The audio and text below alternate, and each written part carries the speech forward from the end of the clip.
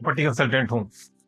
हम लोग नोएडा में प्रॉपर्टी मार्ट के नाम से कंपनी रन करते हैं, जो कि पिछले 24 साल से प्रॉपर्टी काम नोएडा में कर रहे हैं। हम आज डिस्कस करते हैं कि एक एग्रीमेंट टू सेल होता है, वो क्या चीज होती है, क्यों होती है, उसका क्या यूटिलिटी है, उसको क्यों बनाना चाहिए। तो जो एग्रीमेंट टू सेल होता है वो किसी भी प्रॉपर्टी ट्रांजेक्शन के लिए एक लाइफलाइन बोल देना चाहिए कि ट्रांजेक्शन कैसे फ्लो होगा, डील कैसे क्लोज होगी, उसके लिए पूरा सारा कुछ उसमें लिखा रहता है। जब भी हम किसी भी प्रॉपर्टी ट्रांजेक्शन के लिए बैठते हैं, बायर और सेलर एक मीटिंग कर रहे होते हैं। जब वो मीटिंग कर रहे होते हैं तो उस दौरान वो बहुत सारी चीजें डिस्कस करते हैं। उसका रेट क्या होगा, जो प्रॉपर्टी है उसकी प्राइस क्या होगी, साथ में डिस्कस करते हैं कि कितना पेमेंट टाइम होगा, डॉक्यूमेंटेशन कैसे होगा, डॉक्यूमेंटेशन कौन करेगा, कोई बैंक लोन वगैरह तो नहीं है, ये सारी चीजें सब डिस्कस करते हैं। जब ये डिस्कशन करते हैं तो दोनों पक्ष अपने अपने पॉइंट रखते हैं और कुछ फाइनल कंक्लूजन में पहुंचते हैं। उन फाइनल कंक्लूजन के जो भी पॉइंट होते हैं उसको हम एग्रीमेंट टू सेल में लेके आते हैं, और दोनों ही पक्ष उस एग्रीमेंट टू सेल को साइन करते हैं और साथ में 2 विटनेस साइन करते हैं, ताकि जब वो डील फ्लो होगी, वो डील 2 महीने की हो सकती है, 3 महीने की हो सकती है, 6 महीने की हो सकती है, 1 साल की डील हो सकती है। तो जब वो डील के दौरान में यदि कोई डिस्प्यूट आता है आपस में दोनों पार्टियों के बीच में, तो एग्रीमेंट टू सेल के बीच में जो भी कंडीशंस लिखी हुई होती हैं उसके लिहाज से पूरा डील आगे बढ़ती है। फिर उसमें कोई दूसरा पक्ष ऐसा नहीं बोल सकता कि हमने ऐसा बोला था, जो बोला गया था उसके बाद जो फाइनल कंक्लूजन हुआ था वो एग्रीमेंट टू सेल में आता है। हम आज डिस्कस करेंगे कि एग्रीमेंट टू सेल के अंदर क्या क्या इंपॉर्टेंट चीजें होती हैं और क्या क्या होती हैं और क्यों होती हैं। ठीक है। सो एग्रीमेंट टू सेल जो हमारा होता है, बेसिकली अगर हम इसको आगे देखेंगे तो सबसे पहले इसमें जो आता है वो आती है डेट, कि किस डेट की हम जो हमारा एग्जीक्यूशन की डेट है वो कौन सी डेट है हमारी। तो यहाँ पे हम इसमें डेट कर लिखते हैं, किस जगह पे हम एग्रीमेंट कर रहे होते हैं। उसके बाद में दोनों पक्षों के बारे में डिटेल, कि उनके नाम क्या है, उनके फादर्स के नेम क्या है, उनका एड्रेस क्या है, उनका आधार क्या है, उनका पैन नंबर क्या है, वो सारी चीजें यहाँ पे हम डिटेल में पूरा। तो सबसे पहले हम यहाँ पे सेलर्स का डिटेल लिखते हैं, उसके बाद में हम पूरा बायर का डिटेल लिखते हैं। अगर मल्टीपल सेलर है तो मल्टीपल सेलर आएंगे, अगर मल्टीपल बायर है तो मल्टीपल बायर आएंगे। जितने भी बायर हैं और जितने सेलर हैं सबका इसमें डिटेल आएगा कि कौन बेच रहा है और कौन खरीद रहा है। ये पूरा डिटेल इसके अंदर हम सबसे पहले करते हैं, किस तारीख को एग्जीक्यूट कर रहे हैं वो हम नोट करते हैं। साथ में हम ये भी लिखते हैं कि जो ये एग्रीमेंट बन रहा है उसमें बायर और सेलर के अगर कभी कुछ ऊंच नीच होती है, टाइम ड्यूरेशन है, कोई एक्सपायर कर गया बीच में, तो वो जो एग्रीमेंट है उनके बच्चे इसको एज इट इज लागू करेंगे। ऐसा नहीं होगा कि यदि कोई एक्सपायर कर गया है, मान लीजिए कोई सेलर या बायर एक्सपायर कर गया है तो बोले कि साहब वो अब तो खत्म हो गया है, नहीं, वो उनके जो लीगल हेयर्स हैं उनके लिए भी बाइंडिंग होती है। ठीक है। तो ये हम पूरा इसमें ये सारा कुछ नोट करते हैं।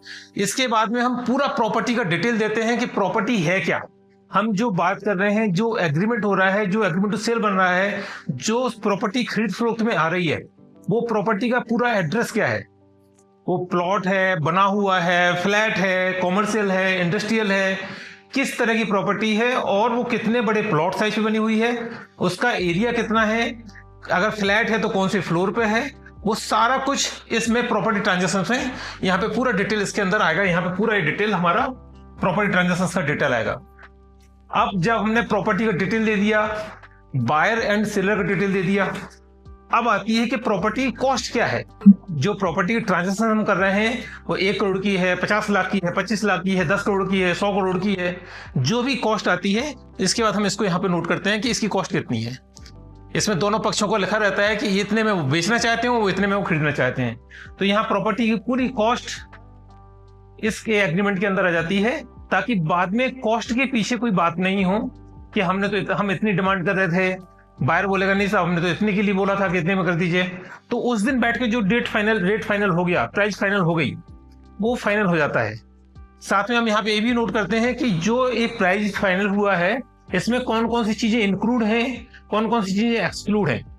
मान लीजिए हम कोई बना बनाया घर ले रहे हैं, तो उस घर के अंदर में फर्नीचर लगा हुआ है, वो फर्नीचर इंक्लूड है कि नहीं है, एसी लगे हुए हैं, वो एसी इंक्लूड है कि नहीं है, कोई भी चीज उसके अंदर लगी हुई है उस प्राइस में वो इंक्लूड है या नहीं है, वो हम सारे इसमें नोट करते हैं।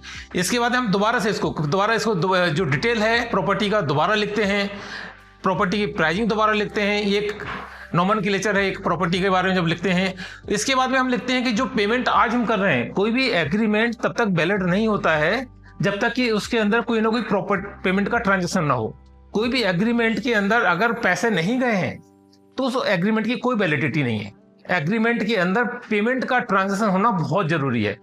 अगर उसने जो बायर ने कोई पेमेंट नहीं दिया सेलर को, तो प्रॉपर्टी की जो डील हो रही है, वो डील का कोई मतलब ही नहीं है। बाइंडिंग पैसे से ही आती है।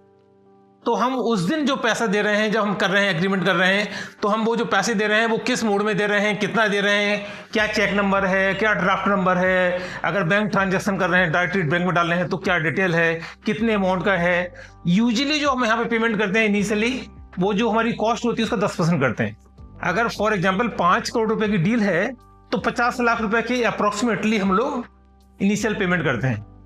बाइंडिंग पेमेंट इसको बोलते हैं, एग्रीमेंट बोलते हैं इसको। अर्नेस्ट में कई लोग अर्नेस्ट मनी बोल देते हैं।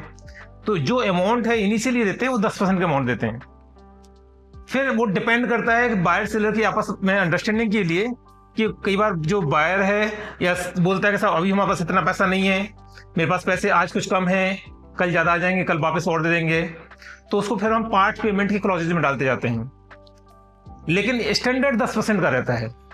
कई बार सेलर की जो है उसकी ज्यादा रिक्वायरमेंट होती है, उसको कुछ जो पेमेंट है वो कहीं देना है, इसलिए प्रॉपर्टी बेच रहा है ना। कोई भी प्रॉपर्टी बेच रहा है तो उसके पीछे कोई ना कोई रीजन है। प्राइमरी रीजन है कि उसको फंड की जरूरत है। सेकेंडरी रीजन है कि उसके पास बड़ा घर है, छोटा करना है, छोटा घर है, बड़ा करना है, इस शहर से दूसरे शहर में जाना है। दो भाई हैं, दो भाई के बीच में डिस्प्यूट हो गया तो प्रॉपर्टी बेच के अपना हिस्सा बांट करना चाहते हैं। सो कोई ना कोई रीजन जरूर होता है। अगर उनकी नीड फंड्स की है कि हम ये प्रॉपर्टी बेच के, आज मान लीजिए उसको 5 करोड़ की प्रॉपर्टी बेच रहा है और उसको 1 करोड़ रुपए की इमीडिएटली जरूरत है, तो वो बायर से रिक्वेस्ट करेगा कि साहब 50 लाख तो आपको देनी थे, बट मेरी नीड 1 करोड़ रुपए की है। जो मैं ट्रांजेक्शन कर रहा हूं, जो डील कर रहा हूं, मुझे 1 करोड़ दोगे तो मैं डील कर रहा हूं। तो फिर इनिशियल कॉस्ट में हम यहाँ पे जो इनिशियल पेमेंट जा रहा है उसमें हम 1 करोड़ की डिटेल डाल देंगे। तो ये बायर सेलर के आपस की अंडरस्टैंडिंग है। जब हम डील में बैठते हैं तो ये सारी चीजें डिस्कस होती हैं। पेमेंट का पूरा शेड्यूल डिस्कस होता है कि जो भी मान लीजिए हम फिर 5 करोड़ का एक एग्जांपल ले रहे हैं, तो हम बार बार उसी की बात करेंगे कि अगर वो 5 करोड़ रुपए उसको देने हैं तो देगा कैसे, कब किस तारीख को देगा। आज शुरू में उसने 10% दे दिया, बाकी का 90% कैसे देगा, वो सारा का सारा वो डिस्कस करते हैं और उसको फिर हम सारी चीजों को एग्रीमेंट के अंदर लेके आते हैं। तो हम इसके बाद में इसको क्लॉजेज में लेके आते हैं इसको कि वो पेमेंट कब करेगा, पार्ट पेमेंट कब करेगा, कौन से स्टेज पे पेमेंट करेगा, रजिस्ट्री पे कितना पेमेंट करेगा, रजिस्ट्री की डेट कौन सी होगी, यहाँ पे हम डालते हैं फाइनल डेट कौन सी होगी। नोएडा में जैसे ट्रांसफर होता है रजिस्ट्री से पहले, तो ट्रांसफर के टाइम कितना पेमेंट करेगा। तो यूजुअली रजिस्ट्री के लिए जो पेमेंट छोड़ा जाता है वो बैंक लोन अगर ले रहा है बायर, तो जितना भी बैंक लोन वो ले रहा होता है वो सारा छोड़ देते हैं। मान ली 5 करोड़ की डील है, उसने कहा 1 करोड़ का बैंक लोन लेना है, तो वो रजिस्ट्री के पहले 4 करोड़ रुपए पेमेंट दे देगा ट्रांसफर के पहले।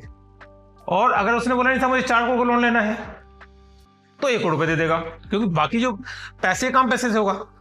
तो पैसा अगर बैंक से जो आना है वो रजिस्ट्री पे ही आना है। बैंक वाला जो पैसा देता है लोन का वो रजिस्ट्री पे ही देता है, बीच में पेमेंट नहीं देता। जिस दिन रजिस्ट्री होगी बैंक वाला उस दिन ड्राफ्ट आएगा, उनका वकील आएगा, सारे डॉक्यूमेंट चेक करेगा, सब कुछ ओके होगा, वो ड्राफ्ट पकड़ाएगा, रजिस्ट्री करवाएगा और चला जाएगा। तो अगर बायर का बैंक लोन है वो फाइनल पेमेंट बैंक लोन से ही आना होता है, तो जो रजिस्ट्री का दिन होता है वो उस दिन मिलता है। ठीक है।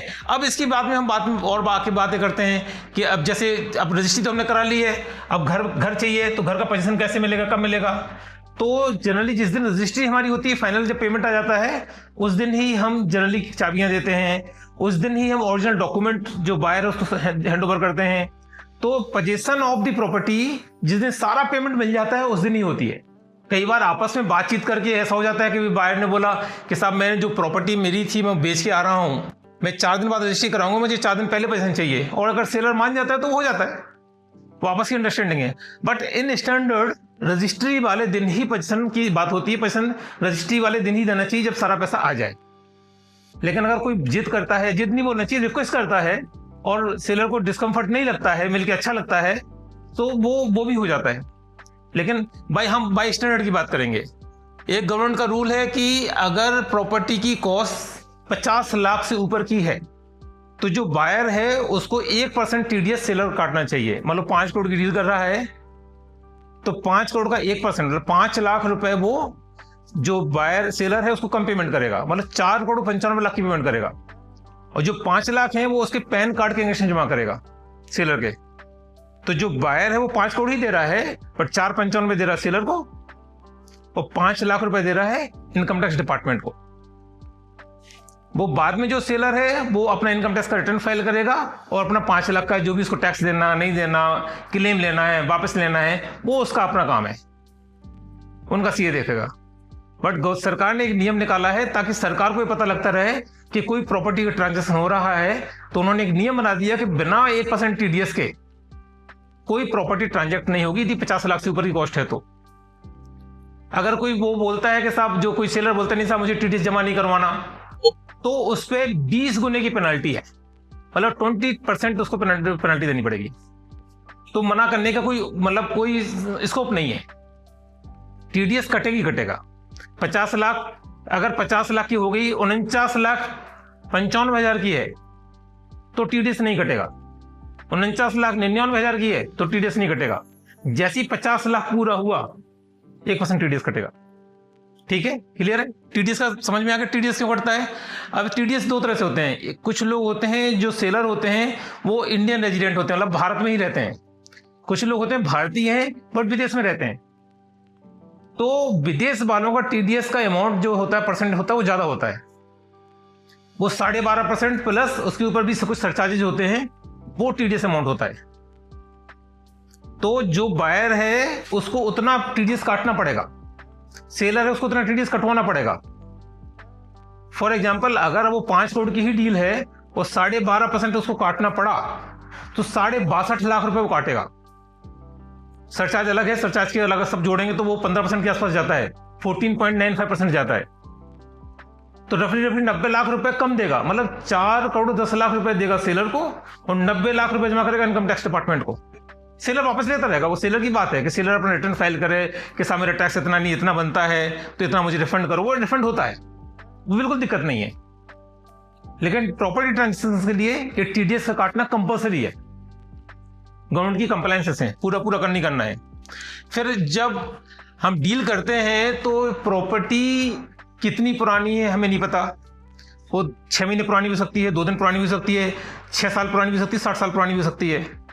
अब उस प्रॉपर्टी पे अगर कोई डिस्प्यूट चल रहा है पहले से, मान लीजिए कुछ भी तरह का डिस्प्यूट चल रहा है, तो जो सेलर है वो एक कमिटमेंट देता है, वो लिख के देता है कि इसके ऊपर अगर कोई भी डिस्प्यूट चल रहा है, कुछ भी बातचीत है, उसकी जिम्मेदारी मेरी है।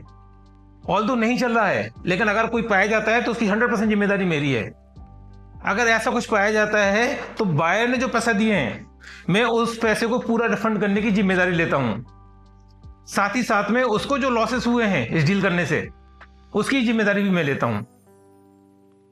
तो ये क्लॉज के अंदर लिखा हुआ होता है कि ये हम एश्योर करते हैं कि ये प्रॉपर्टी सभी तरीके से फ्री है, ऑल सॉर्ट ऑफ इनकम्बरेंसेस, कि हमने इसको पहले बेचा है, कहीं हमने लोन लिया है, कोई लिटिगेशन है, कहीं कोई अटैचमेंट है, कोई कोर्ट में कोई केस चल रहा है, इस तरह की सारी चीज़ों से फ्री है। ये क्लॉज होता है, ये बहुत इंपॉर्टेंट क्लॉज है, क्योंकि सेलर को ही पता है कि उसकी प्रॉपर्टी की कहानी क्या है, बायर को बिल्कुल नहीं पता।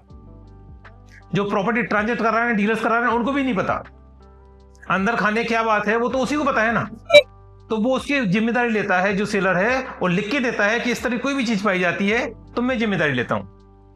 बाकी फिर इसमें यह रहता है कि लीज रेंट वगैरह, जैसे नोएडा में लीज रेंट चलता है, बाकी जगह नहीं चलता है, तो लीज रेंट वगैरह है या फिर प्रॉपर्टी टैक्स वगैरह है वो हमने पे किया हुआ है, ऑल सब डन है, ये सब हम लिखते हैं। इसके बाद में ये लिखते हैं कि जो प्रॉपर्टी है उसको बेचने तक, जो बेचने की तारीख है उस तरफ तक कोई भी ड्यूज किसी भी तरीके के डिपार्टमेंट का कहीं से भी कोई ड्यूज आता है तो सेलर बोलता है मैं जिम्मेदारी लेता हूं, मैं पे करूंगा। लेकिन जिस दिन हमने रजिस्ट्री कर दी उसके बाद कोई भी ड्यूज आते हैं वो बायर की रिस्पॉन्सिबिलिटी है कि वो पैसे पेमेंट करेगा। जो प्रॉपर्टी का ओनर जिस तारीख तक का है, जिसके पास पोजीशन है, इलेक्ट्रिसिटी का बिल है, पानी का बिल है, किसी भी तरीके कोई बिल है, म्यूनिसिपैलिटी का बिल है, कोई भी चीज का बिल है, तो वो जिस तारीख तक की ओनरशिप जिसके पास में है उस तक का पेमेंट उसका है, उसके बाद का पेमेंट उसका है। तो ये सारी चीजें इसलिए लिखी जाती हैं ताकि बाद में कोई डिस्प्यूट नहीं आए। तो डिस्प्यूट फ्री ट्रांजैक्शंस के लिए सारी चीजें हम लिखते चले जा रहे हैं, सारे क्लॉज बनाते चले जा रहे हैं कि बाद में प्रॉपर्टी ट्रांजैक्शन हो रहा है, इतने बड़े 5 करोड़ की इन्वेस्टमेंट कर रहा है कोई बंदा कर रहा है, और बाद में कोई डिस्प्यूट में फंस जाए तो इसके लिए थोड़ा वो इन्वेस्टमेंट कर रहा है कि डिस्प्यूट फंसे। इसके बाद में जो क्लॉज आता है वो आता है कि जो अब इसमें खर्चे होते हैं, किसी डिपार्टमेंट से एनओसी लेनी है तो वो खर्चे कौन करेगा? तो एनओसी लेने की जिम्मेदारी किसकी? सेलर की। तो एनओसी के जो खर्चे आएंगे वो सेलर देगा। प्रॉपर्टी ट्रांजैक्शन करने की, मतलब स्टाम्प ड्यूटी देने की, कोई ट्रांसफर चार्जेस वगैरह हैं, वो जिम्मेदारी बायर की, उसको सेलर पे नहीं करेगा। तो अगर प्रॉपर्टी ट्रांसफर चार्जेस नोडा अथॉरिटी के लग रहे हैं या रजिस्ट्री की स्टाम्प ड्यूटी उसकी कोई लग रही है, वो सब बायर को देना है। तो ये पूरा कुछ हम सब कुछ लिखते हैं कि कौन देगा, ताकि बाद में ये नहीं हो कि अब ये तो मुझे नहीं देना था, मैं तो ये समझ रहा था कि आप दोगे। तो समझना खत्म, जो लिखा हुआ है वही सही है, समझने की कोई बात नहीं है। ठीक है, अगर किसी तरह का कोई डिपार्टमेंट का नोटिस है, कोई चीज है, तो वो भी सेलर क्लियर करा के देगा, क्योंकि सेलर के टाइम का नोटिस है, वो बायर के टाइम का नोटिस नहीं है। तो वो सेलर की जिम्मेदारी को सब चीजों को करा के दे। मतलब प्रॉपर्टी को किसी भी तरीके, किसी भी चीज में फंसी हुई नहीं होनी चाहिए, ये जिम्मेदारी सेलर की। ठीक है, फिर वही सब लिखा हुआ है कि खर्चे जैसे ट्रांसफर कराएंगे तो सेलर खर्चा करेगा, बायर खर्चा करेगा, रजिस्ट्री खर्चा बायर करेगा, ये सब लिखते हैं हम लोग। साथ में ये भी लिखते हैं कि जो पेमेंट का टाइम बोल रहा है, जो सेलर बायर ने बोला कि हम इस टाइम पे पेमेंट करेंगे, फिर हम इसमें लिखते हैं कि वो एश्योर करता है कि इतने टाइम पे जो पेमेंट हम टाइम दे रहे हैं आपको, इस शेड्यूल के हिसाब से हम आपको पेमेंट करेंगे। ये क्यों जरूरी है? कि कोई भी पैसे अपने पास घर में रखने के लिए नहीं बेच रहा होता प्रॉपर्टी को, उसको कहीं ना कहीं इन्वेस्टमेंट करनी है। तो वो कमिटमेंट करेगा आगे फर्दर इन्वेस्टमेंट की या फर्दर पेमेंट देने की, जिसको देना है उसको, जिसकी उधारी चुकानी है, कहीं भी पैसे देना है, जो कमिटमेंट उसके पास आई है उस लिहाज से वो आगे कमिटमेंट करेगा। अगर जो बायर है वो उस कमिटमेंट से पेमेंट नहीं कर रहा है, तो जो सेलर है उसकी कमिटमेंट भी आगे खराब हो रही है। ये तो चेन रिएक्शन है ना पूरी। किसी को पैसे घर पे नहीं रखना, जिसने सेलर को जिसको पेमेंट करना है उसने भी कहीं कुछ बोला होगा, तो पूरी चेन खराब होती है। तो इसलिए वो कमिटमेंट लेता है कि भैया जो टाइम आप बता रहे हो उस टाइम को आप फिर से सोच लो, हम इस पेमेंट टाइम को आप इसी टाइम पे पेमेंट मुझे करोगे, क्योंकि आपके बिहाफ पे हम आगे भी कमिटमेंट कर रहे हैं। ठीक है, तो हम बोलते हैं कि वो एश्योर करता है जो बेंडी है कि हम पेमेंट आपको टाइम पे करके देंगे। फिर ये होता है कि भाई बेंडी ने जैसे आज तो बोला, जैसे मैंने सोचा कि भाई आज मैं अपने नाम पे प्रॉपर्टी करा रहा हूँ, बाद में मुझे लगा नहीं चलो मैं अपने नाम पे नहीं कराता हूँ, मैं अपने ताऊजी के नाम पे करा लेता हूँ, मुझे कोई दिक्कत आ रही। तो वो बेंडी ये बोलता है उनसे, बेंडर से, कि भैया अगर मैं अपने नाम नहीं करा पाया और मैं किसी अपने रिश्तेदार के, दोस्त यार के किसी के नाम कराऊँ तो आपको कोई दिक्कत नहीं होनी चाहिए। ठीक है, तो जो सेलर है वो यही बोलता है कि साहब जिसके अकाउंट से मेरे पास पैसे आ रहे हैं हम उसके नाम पे प्रॉपर्टी करने को तैयार है, कोई दिक्कत नहीं है। लेकिन जिसके अकाउंट से पैसे नहीं आए हैं उसके नाम हम प्रॉपर्टी नहीं करेंगे।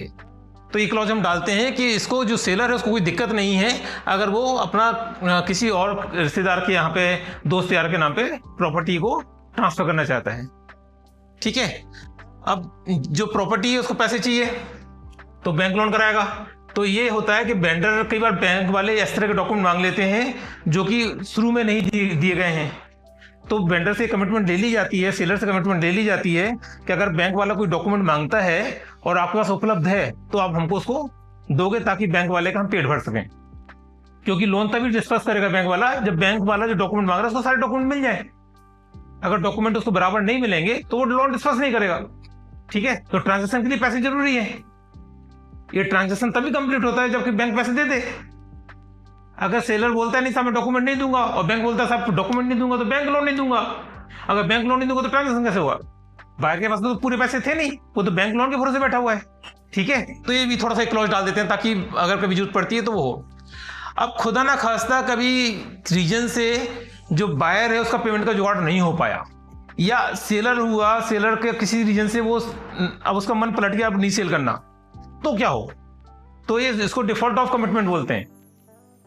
अगर कोई चीज का डिफॉल्ट हो रहा है तो उसमें पेनाल्टी होना चाहिए। तो हम क्या बोलते हैं कि 10% अमाउंट को हम एक अर्नेस्ट मनी मानते हैं इसकी, कि जो भी ट्रांजेक्शन है 5 करोड़ डील है तो 50 लाख की एक पेनाल्टी क्लॉज हम डालते हैं 10% अमाउंट का, कि अगर बायर बोलता है कि साहब मैं नहीं ले रहा तो जितना पैसा दिया 50 लाख सेलर काटेगा और बाकी पैसे वापस कर देगा और डील कैंसिल कर देगा। 50 लाख की पेनाल्टी उसकी। और अगर सेलर बोलता है साहब मैं नहीं दे रहा तो उससे बोलते हैं जितना पैसा दिया वापस करो, साथ में 50 लाख रुपए पेनाल्टी के दो। सो पेनाल्टी क्लॉज दोनों तरफ बराबर होता है हमेशा। ऐसा नहीं होगा कि एक तरफ 25 लाख का कर दें, एक तरफ 50 लाख कर दें, होगा तो दोनों तरफ 25 लाख का होगा। तो यूजुअली 10% अमाउंट को इन्वेस्टमेंट नहीं मानते हैं और 10% अमाउंट को ही हम एक क्लॉज मानते हैं कि ये पेनाल्टी का अमाउंट है। ये बेसिकली इस क्लॉज को हम एज ए प्रॉपर्टी डीलर, ये प्रॉपर्टी डीलर के लिए हार्ट ऑफ द एग्रीमेंट है। इस क्लॉज से एग्रीमेंट का दिल धड़कता है। अगर एक क्लॉज नहीं हो और एक बायर के पास में मतलब एक हो कि वो जब चाहते तब पैसे वापस मांग सकता है, और किसी रीजन से मार्केट ऊपर नीचे फ्लक्चुएट होती है, मार्केट के रेट नीचे आ गए, तो खट से बोलेगा साहब मुझे मेरे पास पैसे जुगाड़ नहीं हो पा रही है, मेरे पैसे बस कर लो। लेकिन अगर ये पेनाल्टी क्लॉज है तो 50 लाख रुपए तक अगर वो फ्लक्चुएशन से ज्यादा हो रहा है तब बोल पाएगा वो। अगर मार्केट ऊपर बढ़ गई तो सेलर के पास एक क्लॉज है कि साहब इसमें क्लॉज तो है नहीं, मैं वापस करो, मुझे नहीं देना। आज उसके पास एक कोई डील आ गई कि साहब वो 5.25 करोड़ में मैं लेता हूं उसको, तो उसको 25 लाख का प्रॉफिट दिखता है, तो उससे बोलता है भाई अपने पैसे वापस ले जाओ। लेकिन अगर उसको 50 लाख ऊपर से पेनाल्टी देनी पड़ गई तो 50 लाख रुपए तक की वो गुंजाइश लेके चलेगा कि भैया इस रेट तक तो अपन को नुकसान है। तो इसलिए एज ए प्रॉपर्टी डीलर हम ये चाहते हैं कि ये डील क्लोज हो, ये डील ट्रांजैक्शन पूरा हो, क्योंकि प्रॉपर्टी डीलर को ब्रोकरेज तभी मिलती है जब ट्रांजैक्शन पूरा होगा। अगर इस क्लॉज की वजह से अगर क्लॉज नहीं है और प्रॉपर्टी ट्रांजैक्शन होने में दिक्कत आती है, बायर या सेलर प्रॉपर्टी ट्रांजैक्शन करने में मना करते हैं, तो डीलर का नुकसान ही नुकसान है, क्योंकि उसने अपना टाइम पूरा इन्वेस्टमेंट कर दिया, उसकी कोई गलती नहीं है। लेकिन बायर या सेलर को लालच आ गया है या उनकी जो भी दिक्कत हुई हो उसकी वजह से, तो उसका तो नुकसान हो रहा है ना। ठीक है, तो ये क्लॉज बहुत जरूरी है। ये क्लॉज बहुत सारे डील्स को रोकता है खराब होने से। ये क्लॉज ट्रांजैक्शन को पूरा कराने में बहुत हेल्प करता है। ठीक है, इसके बाद हम बोलते हैं कि साहब जो भी अगर बाय द वे कभी ब्रीच ऑफ यानी क्लॉज होता है, तो जो बायर वो चाहे तो बाकी पैसे कोर्ट में जमा करा के इसकी रजिस्ट्री अपने नाम करा सकता है। वो कोर्ट के तरीके से हैं, लंबे चलते हैं, लेकिन फिर ये क्लॉज डाला जाता है, कोर्ट कचहरी भी ये क्लॉज डाला जाता है ताकि एक ऑप्शन खुला रहे बायर के पास में कि अगर सेलर किसी तरीके से बदतमीजी कर रहा है, सेलर किसी तरीके से मना कर रहा है जो कि जायज नहीं है, तो वो कोर्ट का रास्ता भी अपना सकता है। तो ये क्लॉज कोर्ट का भी डला रहता है इसके अंदर, ताकि वो उसके पास रास्ते खुले रहें। फिर इसके बाद ब्रोकरेज की बात आती है कि साहब हम जो प्रॉपर्टी कंसल्टेंट हैं वो ब्रोकरेज उनका कितना होगा, क्योंकि इस क्लॉज में अपन ने क्या देखा कि प्रॉपर्टी की ट्रांजैक्शन की अपन ने बात कर ली कितनी की क्या है, तो इसमें जो थर्ड पार्टी इन्वॉल्व है, ऑल्दो वो प्रॉपर्टी का मालिक नहीं है, बट जो प्रॉपर्टी कंसल्टेंट इन्वॉल्व है वो थर्ड पार्टी इन्वॉल्व है, उसको भी अपने जो प्रॉफिट है उसका जो भी कमीशन है उसका भी उसको अपना ध्यान रखना है, सिक्योरिटी करनी है। इसलिए वो एक क्लॉज डालते हैं कि हम कमीशन कितना लेंगे और कब लेंगे। जब से कोरोना आया तो एक क्लॉज डालने लगे कि कोरोना की वजह से अगर बाय द वे कोई लॉकडाउन हो गया तो उतना टाइम बढ़ जाएगा डील में, क्योंकि उस टाइम कोई काम तो होगा नहीं। तो उस टाइम पे सेलर ये नहीं बोल सकता है कि आपने तो बोला था भैया 15 तारीख को हम क्लोज कर देंगे, लेकिन 15 तारीख को तो कोरोना का लॉकडाउन था, तो क्लोज नहीं हो सकती। तो वो बायर को फोर्स नहीं कर सकता, इसलिए क्लॉज डालते हैं। ठीक है, बस इसके बाद में सभी लोग साइन करते हैं, हर पेज पे सबको साइन करने हैं, बायर और सेलर को हर पेज पे साइन करने हैं। साथ में 2 प्रिटेंस अपना पूरा साइन करेंगे, अपना नाम लिखेंगे, अपने फादर्स का नाम लिखेंगे, अपना एड्रेस लिखेंगे, ये पूरा डिटेल होता है। ये हमारा एग्रीमेंट टू सेल होता है। ठीक है, ये बहुत इंपॉर्टेंट डॉक्यूमेंट होता है किसी भी डील को क्लोज करने के लिए। जो भी डीलर इस एग्रीमेंट टू सेल की क्लॉजेज के विपरीत काम करते हैं या इनको फॉलो करके काम नहीं करते हैं, वो उनको ट्रबल आती ही रहती है, क्योंकि आपने गैप दिया किसी को भी बेईमानी करने का तो वो बेईमानी करेगा। आप अपनी कोई बहुमूल्य चीज को वैसे खुला छोड़ के चले जाएंगे तो कोई भी चोरी कर लेगा, तो चोरी करने की गुंजाइश तो आप छोड़ रहे हो ना। ठीक है, तो मुझे आशा है कि आप सबको एग्रीमेंट टू सेल के बारे में सारा कुछ समझ में आ गया होगा। अगर आपको कोई डाउट हो तो कृपया कमेंट में लिखें, हम इसके जवाब आपको जरूर देंगे।